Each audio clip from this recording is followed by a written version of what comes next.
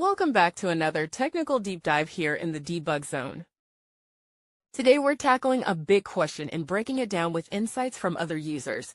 Hopefully this clears up some misconceptions and helps you get the answer you need.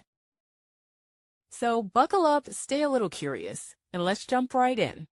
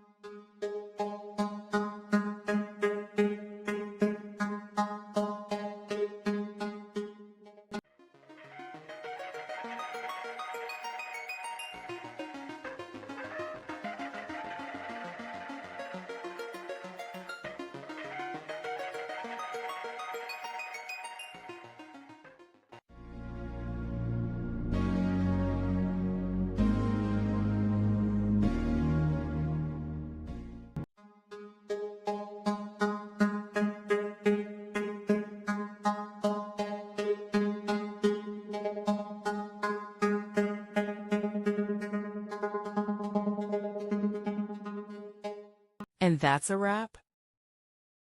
I hope you found the answer you were looking for. If you did, take a second to hit that subscribe button. It really helps out. And let me know in the comments which solution worked best for you. See you next time in the debug zone.